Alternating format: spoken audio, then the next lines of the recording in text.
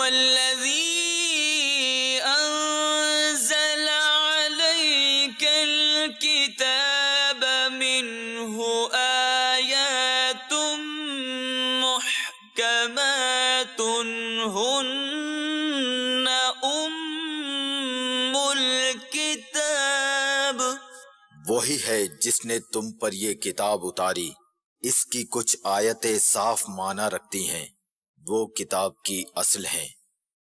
الحمدللہ رب العالمین والصلاة والسلام علی سید الانبیاء والمرسلین، اما بعد فاعوذ باللہ من الشیطان الرجیم، بسم اللہ الرحمن الرحیم۔ الصلاة والسلام علیک یا رسول اللہ وعلی آلک واصحابک یا حبیب اللہ۔ الصلاة والسلام علیک یا نبی اللہ وعلی آلک واصحابک یا نور اللہ۔ محترم اور پیارے اسلام بھائی اور مدنی چینل کے ناظرین، ہمارا سلسلہ ہے احکام قرآن۔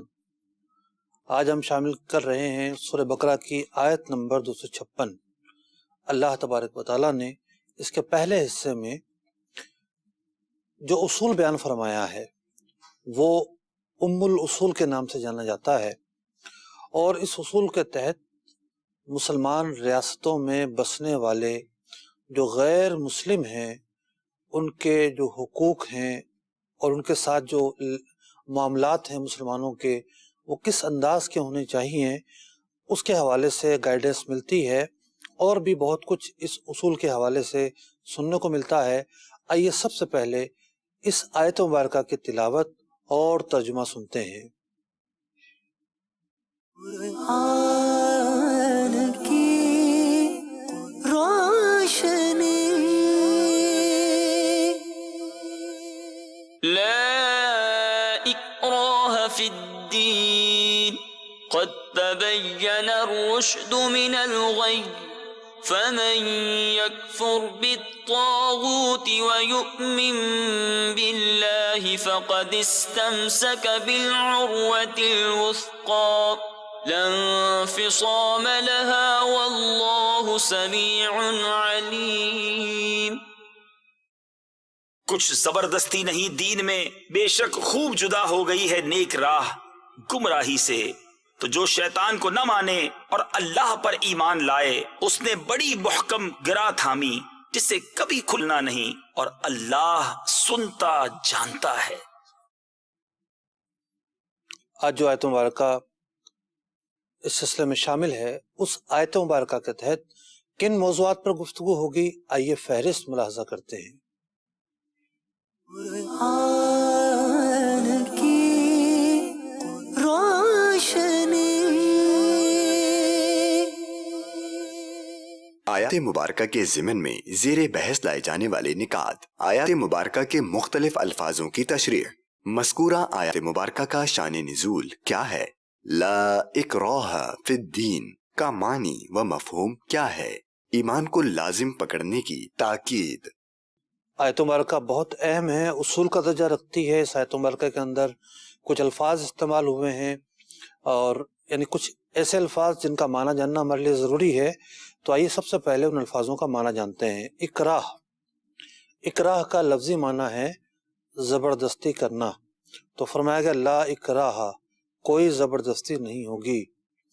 پھر فی الدین، دین کہتے ہیں شریعت مطہرہ کو، دین اسلام یہاں مراد ہے، اللہ کا پسندیدہ دین مراد ہے۔ الرشد، رشد کے معنی ہے ہر خیر، ہر خیر کو ویسے تو رشد کہا جاتا ہے، بھلائی کو، ہدایت کو رشد کہا جاتا ہے۔ اسی لیے جب کسی شیخ کو مرشد کہا جاتا ہے، اس کا معنی یہ ہوتا ہے کہ یہ خیر اور بھلائی کے راستے پر چلانے والا ہے۔ یہاں رشد سے مراد ایمان ہے۔ الغی، غی کا جو معنی ہے ویسے تو جہالت ہے، لیکن یہاں پر کفر مراد ہے۔ الطاغوت، شیطان کو، جادوگر کو، کاہن کو طاغوت کہا جاتا ہے۔ العروۃ الوثقی، دو الفاظ ہیں، عروہ کہتے ہیں رسی کو، جس سے لٹکا جائے، رسی کو عروہ کہتے ہیں، اور وثقی کہتے ہیں گرہ کو، یعنی وہ رسی جس میں گرہ باندھی گئی ہو، جو مضبوط ہو، جو کھلے گی نہیں، اب اس رسی سے لٹکنے والا جدا نہیں ہوگا۔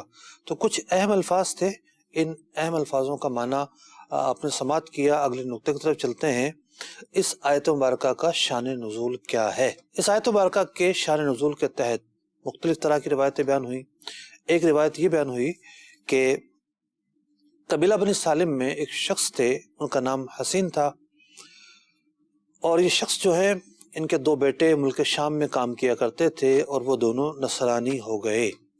ایک مرتبہ وہ روغن اور تیل وغیرہ کے تاجروں کے ساتھ مدینہ منور آئے۔ انہوں نے اپنے دونوں بیٹوں کو پکڑ لیا اور کہا کہ جب تک اسلام نہیں لے کر آؤ گے اس وقت تک میں تمہیں جدا نہیں کروں گا، میں تمہیں نہیں چھوڑوں گا۔ ان لوگوں نے اسلام لانے سے منع کیا۔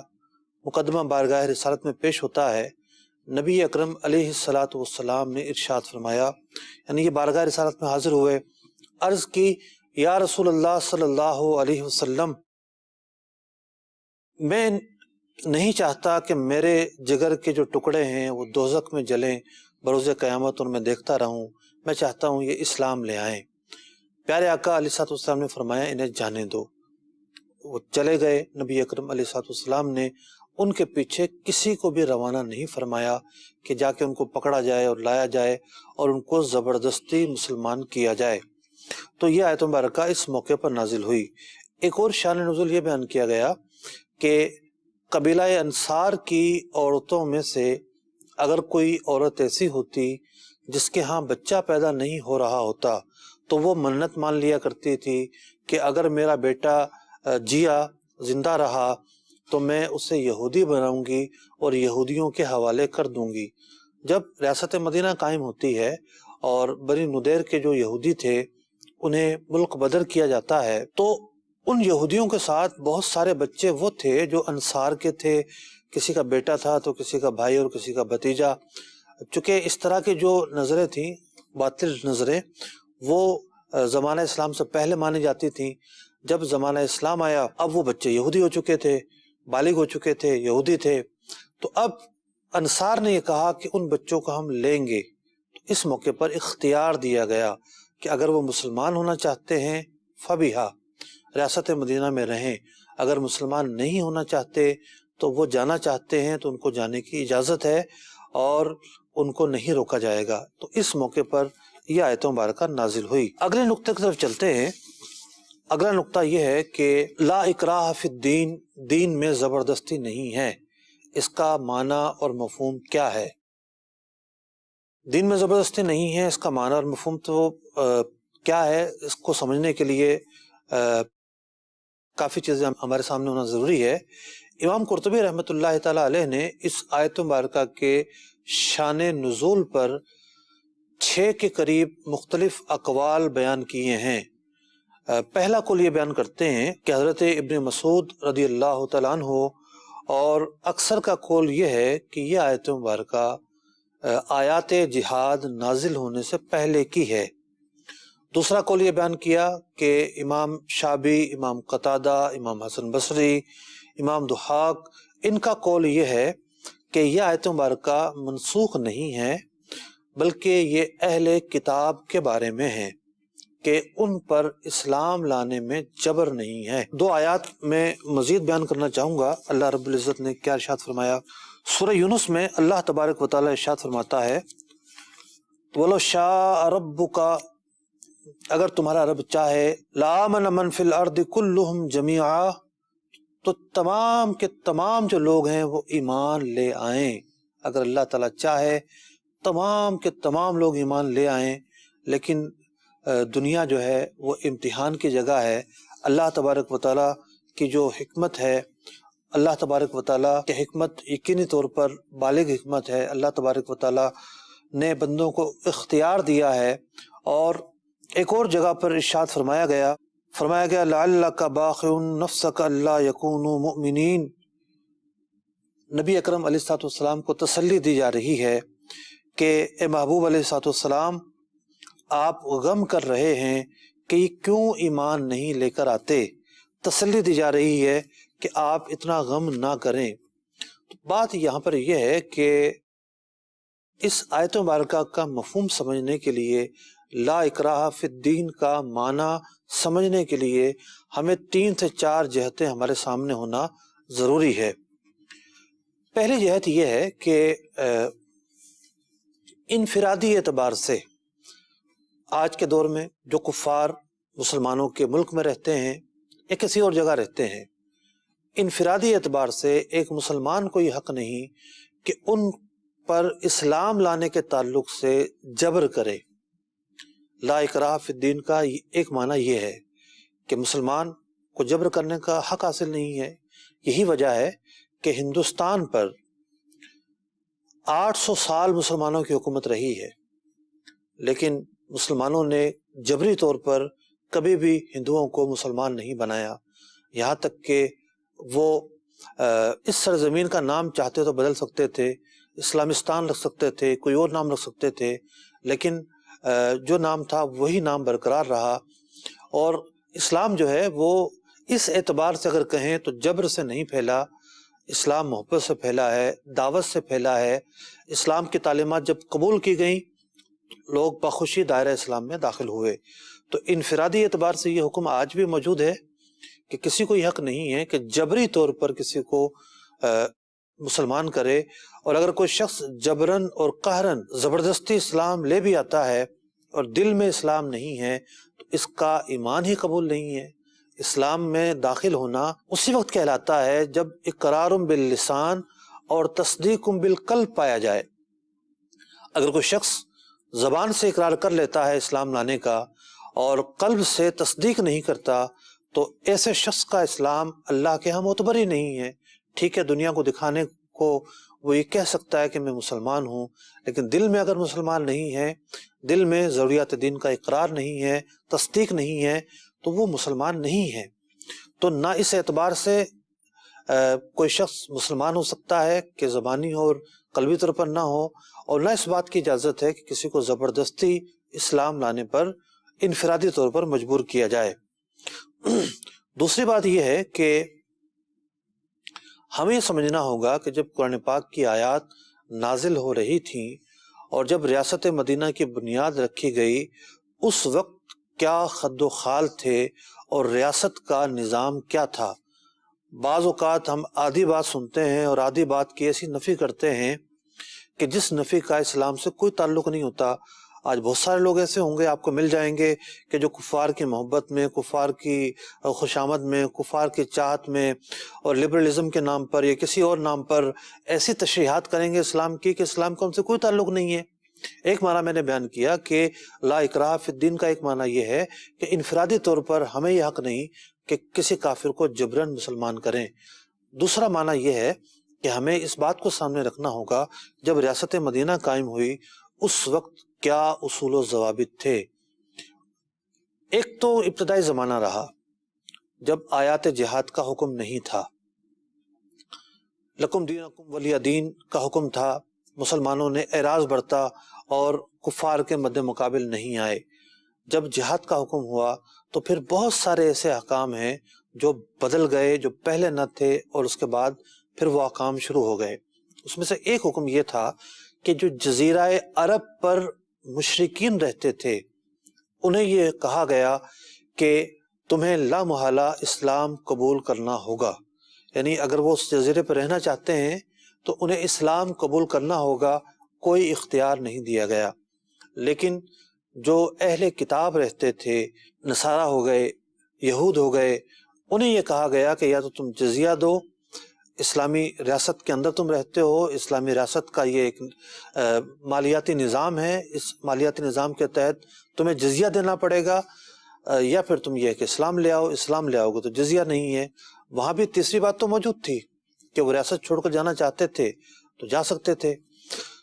تو یہ دو باتیں وہاں کی گئیں، اور جب دین اسلام عرب سے نکلا اور سلطنتوں میں پھیلا، اور جہاں مسلمانوں نے دیگر علاقوں پر قبضہ کرنا شروع کیا اور سلطنت کی جو بنیادیں تھیں وہ پھیلنا شروع ہوئیں، تو پھر وہاں تمام ہی لوگوں کے سامنے 3 چیزیں رکھی جاتی تھیں۔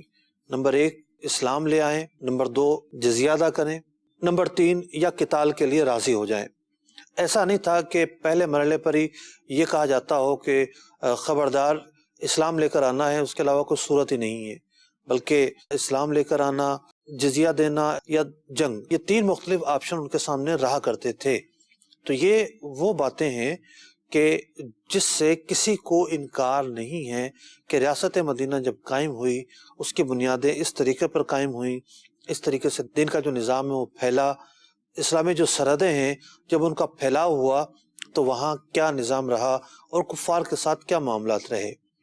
اب آتے ہیں ایک اور جہت کی طرف۔ فی زمانہ جو اسلامی ممالک ہیں یہ خلافت کی بنیاد پر قائم نہیں ہے، یہ الگ الگ اسلامی ریاستیں ضرور قائم ہیں، لیکن کہیں بھی ایسا شاذ و نادر ہی ہوگا کہ کسی بھی ریاست کو خلافت والی ریاست کہا جائے، کیونکہ خلافت کی اپنی شرائط ہوتی ہیں، اور خلافت کے تعلق سے مثال کے طور پر ایک شرط یہ ہوتی ہے کہ جو خلیفہ ہے وہ قرشی ہو، اس کا قرشی ہونا لازمی ہے۔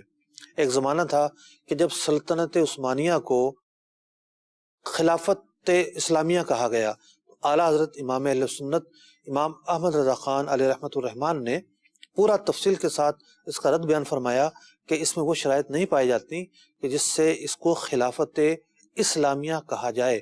تو بہت سارے امور وہ ہیں کہ جو خلافت کے ساتھ مختص ہوتے ہیں، خلافت ہوتی ہے تو اس کے ساتھ وہ امور لاحق ہوتے ہیں، اور نہیں ہوتی تو کچھ امور ایسے ہیں جو لاحق نہیں ہوتے۔ آج جو اسلامی ریاستیں ہیں، اسلامی ریاستیں دنیا میں کہیں بھی قائم ہوں، وہ شرق میں ہو، غرب میں ہو، عرب میں ہو یا عجم میں ہو، ان کا ایک اپنا نظام ہے۔ تو ان ریاستوں کے اندر بھی کفار کے اوپر جبر نہیں کیا جاتا۔ ان ریاستوں کے لاز، ان ریاستوں کے جو قوانین ہیں وہ یہ نہیں کہتے کہ تمہیں لا محالہ اسلام لانا پڑے گا، ایسا کچھ نہیں ہے۔ تمام کی تمام ریاستیں جو ہیں اپنے اندر رہنے والے کفار کو، خواہ وہ مشرکین ہوں، اہل کتاب ہوں یا کسی اور قسم کے کفار ہوں، ان کفار کو ان کی جو زندگی ہے وہ گزارنے کا حق دیتی ہے، اور ان کی زندگی جو گزارنے کے طریقے ہیں اس پر روک ٹوک نہیں کرتی، اور وہ اپنی نظام کے مطابق زندگی گزار رہے ہوتے ہیں۔ تو یہ تیسری جہت بھی ہے، اس تیسری جہت کو بھی ہم نے اپنے سامنے رکھنا ہوگا، اور یہ نہیں ہے کہ جناب آدھی بات لے کے جو ہے وہ دین کی تشریحات کرنا شروع کر دی جائے۔ ایک اور بات یہ ہے کہ ایک ہے اسلام کے لیے جبر کرنا، اور اس کی ایک جہت یہ ہے کہ جو اسلام لے آیا ہے اس کا مسلمان رہنا ضروری ہے۔ اب مسلمان ہونے کے بعد یہ حق نہیں ہے کہ وہ کفر کی طرف پھر جائے۔ تو اب اگر کوئی شخص کفر کی طرف پھرتا ہے اسلام لانے کے بعد، تو پھر جو اسلامی قوانین ہیں اس شخص کے لیے دیگر کفار کے مقابلے میں اور ہوں گے، دیگر کفار کے مقابلے میں جدا گانا ہوں گے۔ جس طریقے سے جرائم بہت سارے ہوتے ہیں، اور جب لوگ جرائم کرتے ہیں تو انہیں مختلف طرح کی سزائیں دی جاتی ہیں، لیکن جب کوئی شخص ریاست کے ساتھ غداری کرتا ہے تو پھر اس جرم کی عام سزا نہیں ہوتی، اس جرم کی جو اعلیٰ سے اعلیٰ سزا ہوتی ہے وہ دی جاتی ہے۔ تو اسلام سے پھر کر کوئی اور دین اپنا لینے والا یا اسلام کی تعلیمات سے منحرف ہو کر دہریہ ہو جانے والا یا مادہ پرست ہو جانے والا، ایسا جو شخص ہے وہ عام کفار کے زمرے میں نہیں آتا، اور ایسا شخص مرتد کہلاتا ہے۔ پھر ریاست کی ذمہ داری ہوتی ہے کہ اس کو کس انداز میں وہ ڈیل کرے گی، اس کے پورے قوانین موجود ہیں۔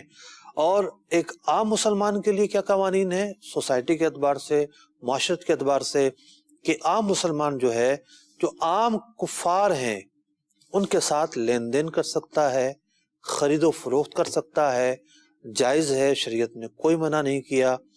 لیکن وہ شخص کہ جو اسلام لا کے مرتد ہو گیا، اسلام سے پھر گیا، ایک عام مسلمان کو اس بات کی اجازت نہیں ہے کہ اس کے ساتھ لین دین کرے، اس کے ساتھ خرید و فروخت کرے، اس کے ساتھ جو ہے وہ کسی قسم کا سماجی برتاؤ رکھے دیگر کفار کے مقابلے میں۔ اور یہ جو کافر ہے ان کے جو قوانین ہیں وہ مختلف ہوں گے۔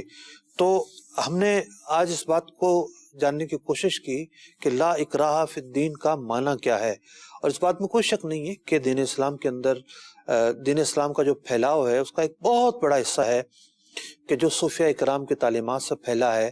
اولیاء اکرام آ کر بیٹھ جاتے تھے اور آ کر بیٹھ کے لوگوں کی رشد اور ہدایت کا فریضہ انجام دیا کرتے تھے، لوگوں کو اسلام کی طرف بلاتے تھے، لوگوں کا دل بدلتا تھا. دل بدلنے کے ساتھ جو ہے لوگ دائرہ اسلام میں داخل ہو جایا کرتے تھے. ہندوستان کی مثال ہمارے سامنے ہے. اللہ تعالیٰ کے ایک بندے شیخ معین الدین اجمیری رحمۃ اللہ تعالیٰ علیہ وہ تشریف لاتے ہیں اور اس ایک ہستی کے ذریعے لاکھوں لاکھ جو لوگ ہیں وہ مسلمان ہو جاتے ہیں، دائرہ اسلام میں داخل ہو جاتے ہیں. آپ چلتے جائیے، دنیا کے نہ جانے کتنے ایسے ممالک ہوں گے کہ جہاں پر اولیاء اللہ پہنچے، اہل اللہ پہنچے، اور انہوں نے پہنچ کر لوگوں کو اپنی تعلیمات کے ذریعے، اپنی محبت کے ذریعے، اپنے اخلاق کے ذریعے مسلمان کیا. یہ ایک جہت ہے جو انفرادی حیثیت سے ایک مسلمان جہاں بھی رہتا ہے، اگر وہ کفار کے ساتھ حسن سلوک سے پیش آتا ہے، اس نظریے سے کہ وہ قریب آئیں گے، دین اسلام کو سمجھیں گے، دین اسلام کو جانیں گے اور اسلام لے کر آئیں گے، تو بہت اچھی بات ہے. اس بات کی تو اعلیٰ درجے کی ترغیب موجود ہے کہ جب عام جو ممنوعات ہیں ان کے حوالے سے امر بالمعروف اور نہی عن المنکر کے فضائل موجود ہیں، تو کسی کو اسلام کے قریب لانے اور مسلمان کرنے کے جو فضائل ہیں وہ سب سے بڑھ کر ہوں گے امر بالمعروف کے تعلق سے. تو لیکن دوسری طرف جو ہے بات جب ریاست کی ہوتی ہے کہ ریاست کی کیا ذمہ داریاں ہوتی ہیں، وہ ایک پہ جداگانہ نظام ہوتا ہے، وہ ایک جداگانہ علمی بحث ہوتی ہے. تو یہ دو الگ الگ چیزیں ہیں، ان دو الگ الگ چیزوں کو جداگانہ انداز میں دیکھنا چاہیے. اور پھر ریاست کے تعلق سے بھی آج کی جو ریاستیں ہیں اس کا نظام کیا ہے، میں بیان کر چکا، خلافت کی بنیاد پر قائم نہیں ہے. اور جب ریاست مدینہ قائم ہوئی اس ریاست کی بنیاد کیا تھی اور اس زمانے میں کیا احکامات بیان کیے گئے اور کن احکامات پر عمل کیا گیا، اس چیز کو بھی ہمیں سامنے رکھنا ہوگا. ایک مختصر سے خاکے میں نے بیان کرنے کی کوشش کی کہ ریاست، خلافت، عام ریاستیں اور ایک عام جو مسلمان ہیں اس کے حوالے سے کیا کیا احکام ہو سکتے ہیں. اگلے نقطے کی طرف چلتے ہیں. اس آیت مبارکہ کے دو حصے ہیں. پہلے حصے میں بیان کیا گیا لا اکراہ فی الدین، کہ دین کے اندر زبردستی نہیں ہے. اگلے حصے میں فرمایا گیا قد تبین الرشد من الغی، کہ رشد یعنی ایمان اور غی مانے کفر اور ایمان واضح ہو چکا ہے. ایمان اور کفر کے درمیان جو فرق ہے کوئی مخفی چیز نہیں ہے، کوئی چھپی ہوئی چیز نہیں ہے. اللہ تبارک و تعالیٰ نے اپنے حبیب علیہ الصلاۃ والسلام کو نور ہدایت بنا کر بھیجا.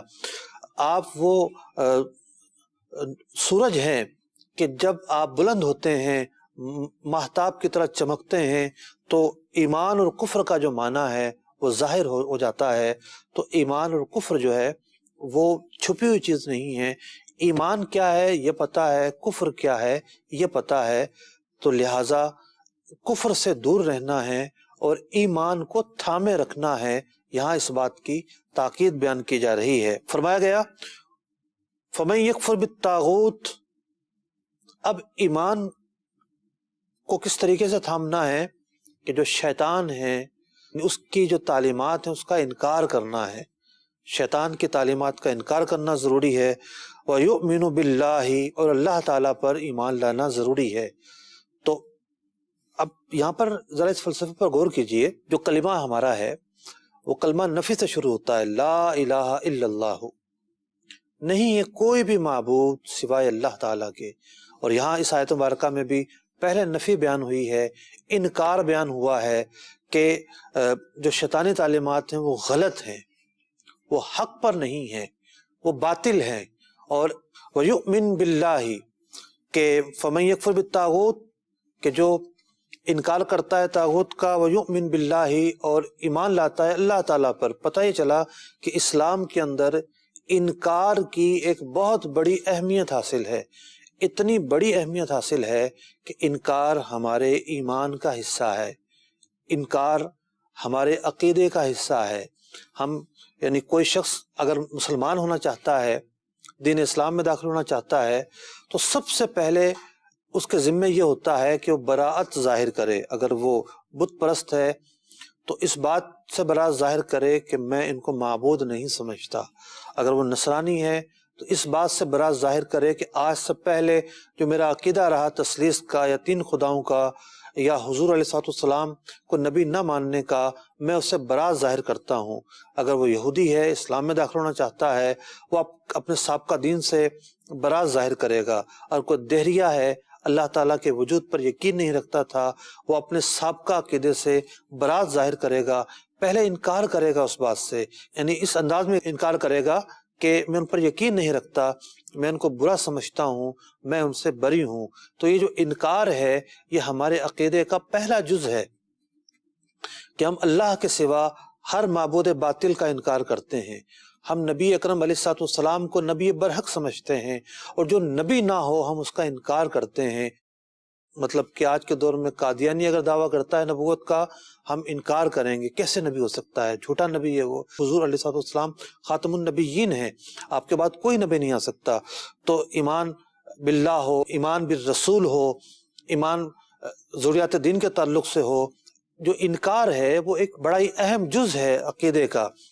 تو فرمایا گیا کہ جو انکار کرے طاغوت کی تعلیمات کا، اللہ تعالیٰ پر ایمان رکھے، فقد استمسکا، تو اس نے تھام لیا بالعروۃ الوثقی، ایک ایسی رسی کو کہ جس میں گرہ لگی ہوئی ہے، اب اس رسی نے کھلنا نہیں ہے۔ واللہ سمیع علیم، اور بلا شبہ اللہ تبارک و تعالی جانتا ہے، اللہ تبارک و تعالی سننے والا ہے۔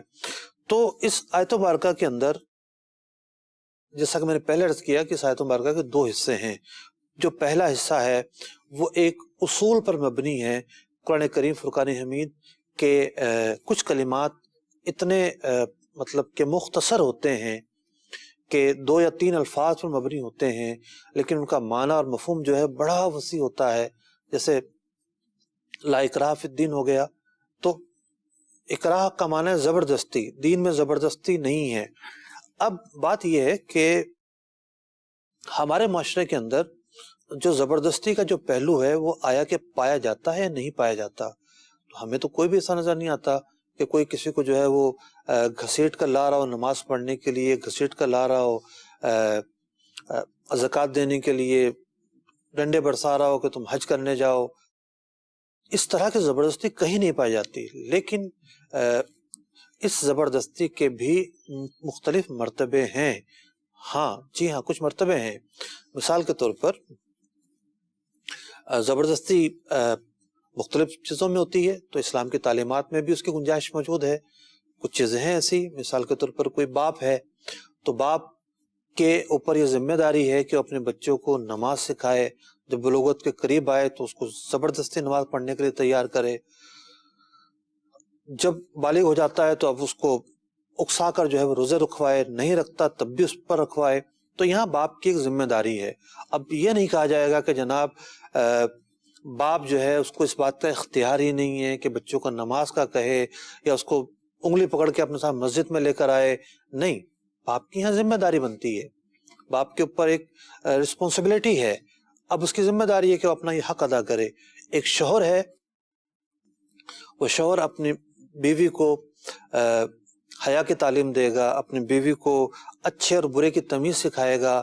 مثال کے طور پر کسی کی بیوی جا کے کوٹھے میں ڈانس کرنا چاہتی ہے تو دین اسلام شوہر کو یہ حق دیتا ہے کہ وہ اپنی بیوی کو روکے، اس کو منع کرے، اس پر زبردستی کرے کہ ایسا کام وہ نہ کرے۔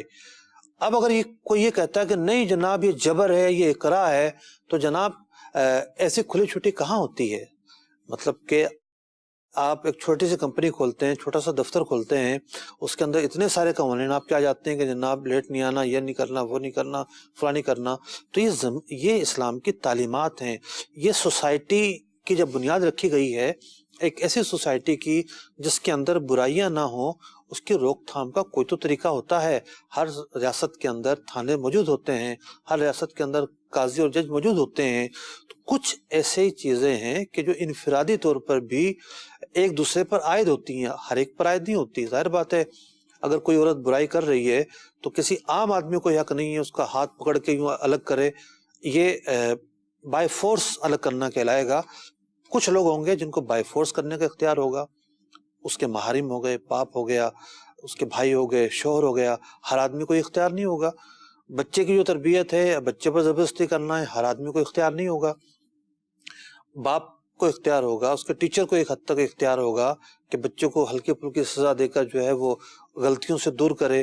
تو لا اکراہ فی الدین کا ایک خاص معنی ہے، ایک خاص پس منظر ہے.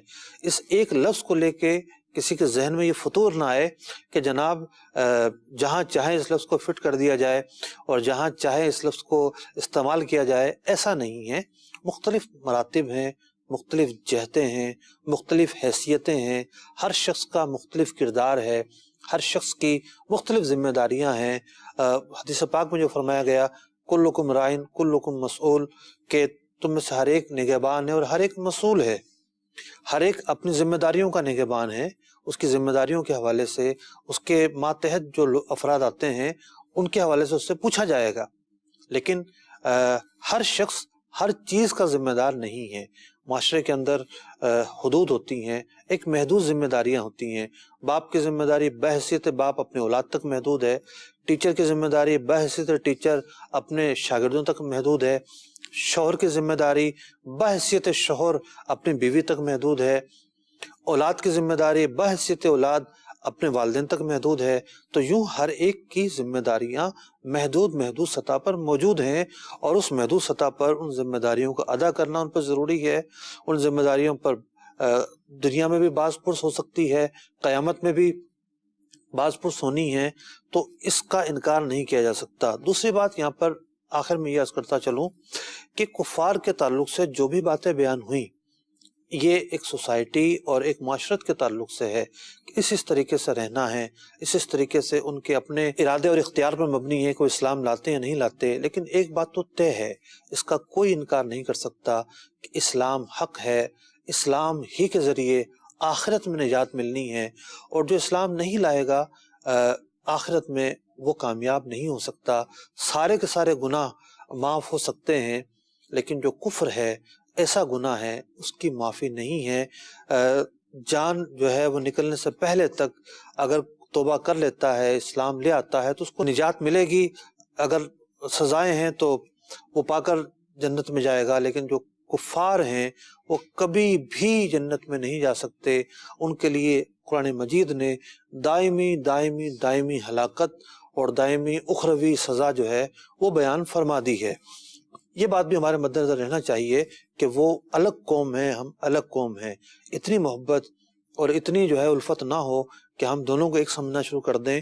اسی لیے اس آیت مبارکہ کے دوسرے حصے میں اسلام اور کفر کے الگ ہونے کو بیان کیا گیا، اور یہ بیان کیا گیا قد تبین الرشد من الغی. اسلام الگ ہے اور کفر الگ ہے، دونوں کی پہچان ضروری ہے، اور پہچان کر کے ہی زندگی میں کامیاب زندگی گزاری جا سکتی ہے اس دنیا میں. اللہ تبارک و تعالی ہمیں ہدایت پر رکھے اور ہمارا خاتمہ بالخیر فرمائے، خاتمہ بالایمان فرمائے، خاتمہ بالعافیت فرمائے.